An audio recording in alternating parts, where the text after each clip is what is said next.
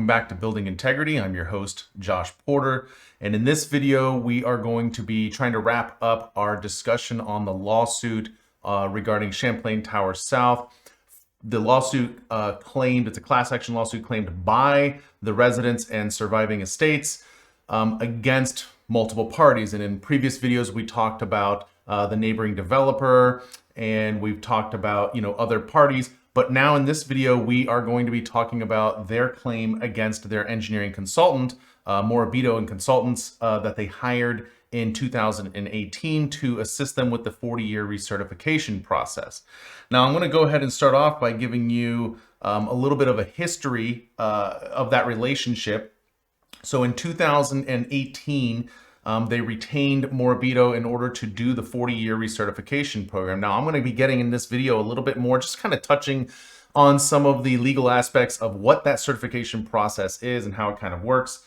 And as we know from previous videos, the association board really honestly didn't do anything with this. So we've looked at the report in previous videos, we've looked at the photos, we've analyzed this over the last year, and what we know is essentially that the board either was misguided or they chose not to do this. In one of my more recent videos, we discovered that the board at the time in 2018 was more concerned with remodeling their lobby space than they were with actually repairing the structural problems with the building, which created sort of an internal conflict there. So it took until 2020 when board members started changing over who really wanted to get the building fixed. And they retained Moribito again to sort of get some updated testing results. So Moribito came in, they performed additional testing, and then they also started designing permit and bid documents in order to get the building fixed and repaired. And we're going to touch on those as well in this video because I think it's kind of interesting. We haven't really talked about Moribito's work with their design and the implications that it carries up until now. Then in 2021, they were retained to go ahead and oversee the roof repairs. If any of you have been keeping up with the collapse in Surfside, you'll know that they needed or felt that they needed to do the roof repairs, and they needed to add tie-down anchors in order to safely rope off and be able to fix the rest of the building and run swing stages and such. And then, of course, in 2021, they conducted bid walkthroughs with contractors to go ahead and start bidding out the building restoration and the structural restoration of the building. Now, in the claim against the engineer, there's several sections, but this sort of lays the groundwork and sets the premise of kind of what they're going at. And so I'm going to quote some sections from this as we go through this video, and we'll see kind of where they're coming from. So they say that at all material times, and a lot of this is important, so I might be underlining words and circling things as we go to kind of emphasize. At all material times, Moribito was hired as a professional consultant and or engineer responsible for inspecting, repairing, certifying, and or otherwise attesting to CTS's safety, security, and structural integrity. Now, there's a bit of grammar here that I think gives some stuff away. So I think if you look at the first section, the inspecting, repairing, and certifying, that is what they were hired to do. And that's probably what I haven't seen the contract between Moribito and the association, but based on the fact that I've done a lot of these types of surveys and inspections, I would say that those are probably things that the contract says that they were going to provide. And then you notice that the attorney kind of says and or otherwise attesting, which basically kind of gives away that it's not necessarily in writing, but he's claiming that it's implied that they were supposed to attest to the safety, security, and structural integrity. And I don't know that that's necessarily an explicit thing that Moribito said that they were going to provide to the board. Now, it goes on to say that at all material times, Moribito held itself out to the public, including to the association, as a professional structural engineer with the expertise, skills, and ability to perform a full safety recertification and structural integrity inspection of CTS. Now, I would say that this is probably true. And I think Moribito would have a tough time trying to say, hey, we never said that we were experts in structural integrity stuff. I mean, their drawings give it away. And then, of course, then it creates a problem for them saying, well, then why would you take on the job? Why would you even write a contract if you're not claiming to be an expert at these things? So I think this is probably a well-founded argument in the attorney's claim here that he wrote up. All right, now looking at the Miami-Dade Municipal Code, to give you some context about the 40-year recertification process and how it goes, I wanted to read some sections out of the Miami-Dade Municipal Code that covers the 40-year recertification process. It says that all buildings shall be recertified where such buildings or structures have been in existence for 40 years. That's really important. Or longer, as determined by the building official, who shall at such time. So in other words, once you get to 40 years old, you have your 40th birthday, if you will, for the building, they will issue a notice of required inspection. This is an actual physical thing that they would have to issue at the time that the building reaches 40 years of age, and they would issue that to the building owner. Now, the owner of the building, and I give you this context because in 2018, they hadn't reached 40 years of age. So they had never actually gotten the notice of required inspection, or they shouldn't have yet. And so they were preemptively having this engineering work done by Moribito. This study done in 2018 was sort of preemptive to try to start getting a handle on what's wrong with the building prior to the building official sending out this notice of required inspection, prior to reaching the in existence age of 40 years, if you will.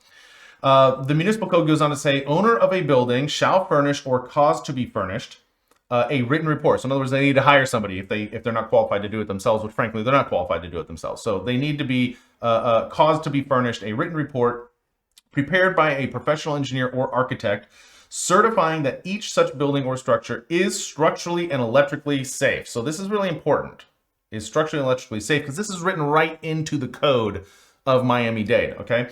Or it has been made structurally and electrically safe. So as soon as Moribito puts itself out to say, hey, I'm the engineer and we're gonna do the recertification process, right in the code, part of what they have to do is certify, and here's the word certify, right? Certifying that the building or structure is structurally or electrically safe, or that it has been made structurally or electrically safe, okay? And so they issued a report obviously saying that repairs needed to be done, but the report doesn't really say, is the building safe or is it unsafe? And I think that's sort of, and I think a lot of engineers probably do this because most engineers don't want to take on any liability that they don't have to, myself included. But I think it's sort of something that's missed because the code requires the certifying engineer to state whether the building is structurally safe or not. And so the fact that that information is missing in the documents that I have seen sort of creates a wiggle room for the attorneys against the engineer and their insurers. Okay, so it goes on to say, such engineer or architect shall undertake such assignments only where qualified by training and experience in the specific training field involved in the inspection report. So that goes back to what I was talking about before. The lawsuit claim says that they put themselves out, that they were qualified. And the reason why they're saying that is because they want to tie this back into the municipal code and tie these two things together to say, hey, listen, you were qualified to do this as far as your qualifications. And so you messed up down the road, which we'll get into their claims later. Or a little bit. So it goes on to say, in the event that repairs or modifications are found to be necessary resulting from the recertification inspection, the owner shall have a total of 150 days from the date of notice of required inspection in which to complete indicated repairs. So again, this is this official thing that the building official releases, the notice of required inspection, released on the 40th birthday or whenever the building official gets around to it. So this is not, they didn't have 150 days to repair the building according to the code from when they got the report from Moribito. And so as even though a lot of us now in hindsight, we know that the board drug their feet, it doesn't seem to be a violation necessarily of law if you read it this way, because they hadn't reached that 40-year mark yet. And which would have triggered this 150-day turnaround time. Now, the municipal code again goes on to say that the building or structure is otherwise, if the building or structure is otherwise unsafe in accordance with the physical criteria set forth in this section, the building official may order such building or structure to be temporarily secured. So that means bringing in post shores to get weight off of the slabs, get weight off of the structural members of the building, okay? But what you have to understand, and we're going to get into this a little bit in the next slide here, is talking about authority versus responsibility. This really just gives the building official the authority to call in temporary securement or temporary shoring. Okay, and it goes on to say such building must be completed and brought into full compliance with the Florida Building Code within such time as the building official, unsafe structures appeal panel, or the unsafe structures board may determine to be reasonable for such completion. I kind of just really highlighted this section in green to point out that it's a very bureaucratic process. This isn't a very binary process. This isn't you hire the engineer and then the engineer tells you you need to fix the building and then you fix it. Now you can do that. That's a voluntary thing that the board could have done. But if the board wants to drag their feet, say, and then the building official has to get involved, you're dealing with the building official, you're dealing with the unsafe structures appeal panel, you're dealing with the unsafe structures board. These people have hearings. They're probably once a month. I mean, this thing can drag on, this bureaucratic process could drag on if you really wanted it to. And I'm sure there are buildings in Miami-Dade area that drag this process on and use these sort of legal appeals and things like that to drag this process on. But in any case, that doesn't seem to necessarily be the case for Champlain Towers South. It goes on to say, if the building or structure is not temporarily secured, okay, so we're back to that temporarily secured thing, completed and brought into full compliance with the Florida Building Code within the reasonable periods allowed, such building or structure shall be demolished. And again, this isn't something that triggered in this case because they never got to the point of getting that official order from the building official with the 150-day duration turnaround time. But my point of bringing this out is like, yes, a building can get bad enough, and we will start seeing this in our lifetimes as more and more buildings start getting really bad that the cost to repair just doesn't make sense. The building officials are going to start coming in and they're going to start deeming these buildings unsafe, and the recourse will be demolishment. That will be how it works. Now, I talked a little bit about the authority versus responsibility. This is something that you're going to start seeing as a theme here and there in our videos on this channel because it's such an important part of engineering, the engineering profession and the construction industry, and really life in general. There are many moments in life where we have the authority to do things, but that doesn't mean you necessarily have the responsibility to do things. Conversely, you can have the responsibility, like a moral responsibility, or you may feel a moral responsibility to do something, but you have no authority to get it done. But that's not in this case. In this case, what we're talking about is having authority, but not necessarily having the responsibility. So the question is, who would have had the authority to secure the building or evacuate it? Well, the building official, we kind of just talked about that. They have the authority under various processes to go ahead and secure the building and say, hey, this building's unsafe, get out of it. The engineering consultant that was hired would have obviously had that authority to do that same thing. There's an entire other section of Florida statutes that give engineers these types of authorities.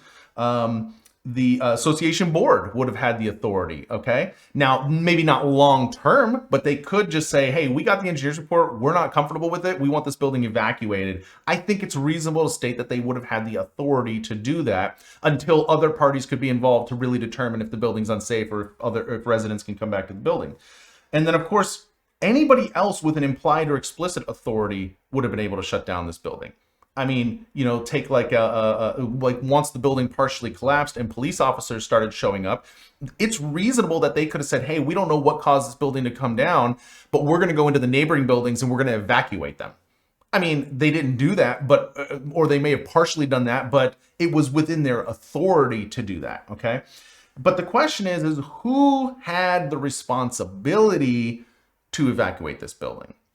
And that's going to be the big question, I think, for this whole case, is who had the authority. Now, when you're talking about these three parties here, the building official, the engineer, and the association board, the engineer is going to make an argument that he informed the building official, which he did send a report to the building official, and he informed the association board that there was a problem with the building. And he talked about that the damage was going to expand exponentially and things like that. So I think they're going to argue that, no, we informed everybody that the building was unsafe, but we just didn't use the word unsafe, right? So they're going to have a little bit of a difficulty, I think, making this argument, but they're going to definitely try to deflect blame and say, hey, the reason why this building collapsed isn't because we as the engineer didn't do the job. It's because we told the building official and we told the association board what the problems were and they failed to act on it. But I would say that the responsibility in this case, and if you go back to what we previously showed in the previous slides about, that you have to be an expert in this field, you have to put yourself out to be an expert in this field, and the 40-year recertification process requires you to certify whether the building is safe or not. The fact that I can't find where the engineer actually answered that question, whether the building is safe or not, I think sort of puts a lot of the responsibility back to the engineer from a legal and possibly from a criminal standpoint. Okay, and I'm not going to get into that in this video, but I'll just leave that out there dangling, if you will. Okay, so going back into the lawsuit filing, this is the difficulty that the plaintiffs are going to have making an argument against the structural engineer, though. So while the structural engineer may have a responsibility, it may just simply be a moral responsibility, and it may not be a legal responsibility. It may not end up being a criminal responsibility. It may just be a moral responsibility, okay? But here's the problem that they're going to have. On one hand, in one section, they claim the top, which says any one of the findings in the 2018 report. So they're talking about that report that Moribito produced and sent to the association board and to the building official. Any one of the findings in this report constituted a dangerous condition that rendered CTS an unsafe structure. Now, this is a statement made in hindsight. Nowhere in the reports from Moribito did it call the structure unsafe. So they're just stating, now that we know that the building collapsed, it constituted an unsafe structure. But follow my logic here. So they're arguing that the report constituted a dangerous condition that rendered CTS an unsafe structure. Taken together, the collective structural problems Moribito identified posed an enormous risk to health, life, and safety of the building's owners, residents, occupants, and guests. But then literally 3 lines down. So what they're saying up here is that Moribito warned everybody that the building was unsafe and that there was a risk to life. I mean, that's what this statement is saying that's highlighted in yellow here. But then the statement highlighted in green, they go on literally 3 lines later and say, in violation of its ethical duties as a structural engineer, Moribito failed to warn unsuspecting owners, residents, occupants, and guests that the building's condition, lack of structural integrity, and need for critical emergency repairs put the lives of owners, residents, occupants, and guests at grave risk. So on one hand, when they're trying to argue against the association board, they're saying, hey, you were given this report that says the building's unsafe and you didn't do anything about it. And then 3 lines later, they say, hey, engineer, you never told us the building was unsafe. So which one is it? Is it that Moribito failed to tell you that the building was unsafe, or that they told you it was unsafe and the condo board chose to do nothing with it? So it's a little bit of a shotgun approach that the attorney is attempting to make here. But the problem is that when you blame one party for one thing, you sort of absolve the other party of the same problem. And I think that's a little bit of the uphill battle they're going to have to go here. In order to really solidify a claim against the engineering consultant, and I'm not saying, and I haven't said it this whole time, that the engineering consultant is guilty. I'm showing you what the arguments are in the lawsuit against this entity. But in order to solidify this, you have to answer one question, which is, what did the engineer know? Did they know in their heart and in their mind that the building was unsafe and they failed to report it because maybe they just were crossing their fingers and they wanted to get paid, whatever? Like, what are the motivations for that? Did they know, or did they just not know? Were they just ignorant? Were they just just doing a bad job, in other words, but you can't even answer either of those questions until you know what the engineer knew. Now, we don't know everything that Moribito knew in this case, but we can sort of glean some information from the design drawings that they created. They created repair drawings to fix this building. And so in these repair drawings, they contained details. Now, if you remember, a huge part of the collapse of this building was predicated on the reality that these columns in the garage punched through the slab, that there was a punching shear problem.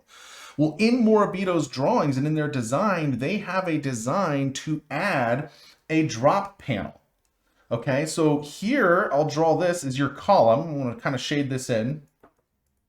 Okay, this is your column. It's a cross section. This is your slab. And then this area here is a large drop panel that they intended to add around some or all of the columns. So this detail, the fact that this detail exists inside of their repair drawings, implies that they knew there was a punching shear problem and that they planned on fixing it this way. But then it sort of raises the question, but if you knew there was a punching shear problem and you knew to fix it, why didn't you order a temporary post shoring to be brought into the building to protect the building from failing prior to implementing the repair? This is something I've done on many projects. I've done that this year. I have called out temporary post shoring on buildings because I had one project recently actually where the contractor, a painting contractor, came out and they attempted to do some concrete repairs for whatever reason, and they actually ended up chipping into the core of some columns, and then essentially they were kicked off the site, and we were brought in, and we were like, whoa, what the heck is happening here? And we told them, like, listen, this is an emergency. You got to get contractors out here and get post shoring up because these columns are compromised. So it's a very common thing in our profession, in my industry, to have temporary post shoring brought out until the repairs can be done. But if they had done this detail and done this repair, you would have ended up with something like this, where you have the columns in the garage, but now you have these large drop panels to distribute those shear forces and to really enhance the ability of the slab to not punch through, or the columns to not punch through the slabs. So this is sort of what you would have ended up with if that detail had been implemented. Other details, and I'm not going to go through all the details in the report or in their drawings, but other details that sort of make you say, well, it seems like the engineer knew of these problems. The first one is the slab full depth repair detail. And he has detailing for that. And that's I'll tell you, I mean, usually most projects that I have, if I put this detail on the drawing, it's because I know, or if I put a similar detail on the drawing, I know it's because there is full depth damage and that we're going to need to do full depth repairs. Now, there are some standardized details that we put on drawings just in case we discover that condition. But you'll see that these drawings start getting pretty detailed. So in the next drawing, the slab full depth deck edge repair, you can see that not only are they saying, okay, well, we know of full deck slab edges that need to be replaced, but we're going to put in, drip inserts and things like that. So these are detailed specifically for this site. They're not generic details. These are specific details, site-specific details. So when you start generating site-specific details, then you tend to be doing that because you know this is a problem at this site. And then the last detail they have is the structural, and they actually have a bunch more, but the last one I included here for this presentation is the structural crack repair epoxy injection, and where they even drew the crack going through the beam. This is right through the shear plane of the beam. So if we know that there's a beam that's cracked laterally like this is a major problem, because what you essentially have is you have a shear crack right through the compressive face and the tensile face, and without the concrete being there and with that crack being there, you'd have an inability to transfer forces.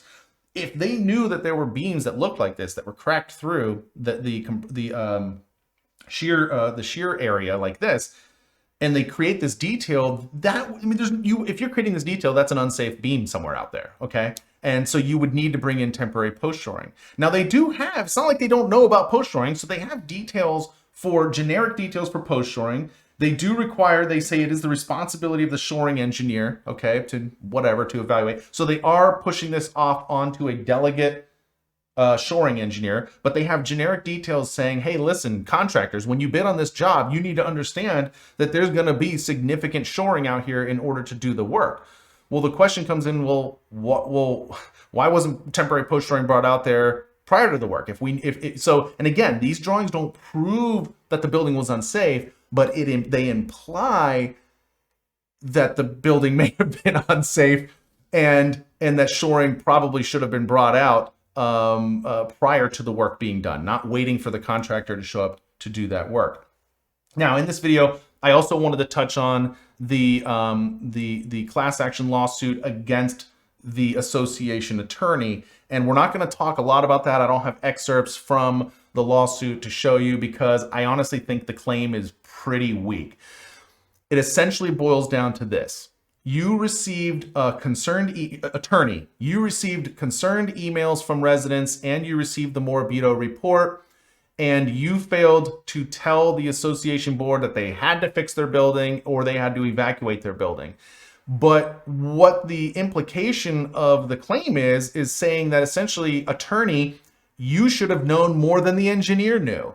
or you should have had some sort of advanced technical knowledge of how buildings are put together. Having a resident send you an email stating that I think the building's unsafe, honestly, most attorneys are going to semi-disregard that because they're not an expert. They're just a resident.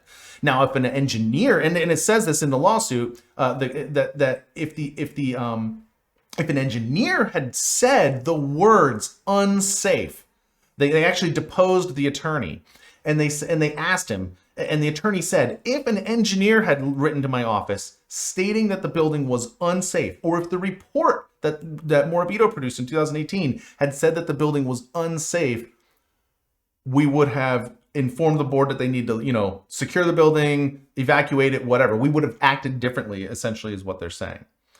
Well, I hope you enjoyed this video. In the next video, we're going to be talking about the new House bill that's on the floor in Florida. I think a lot of legislators all around the world are going to be looking to see what Florida does with these new laws.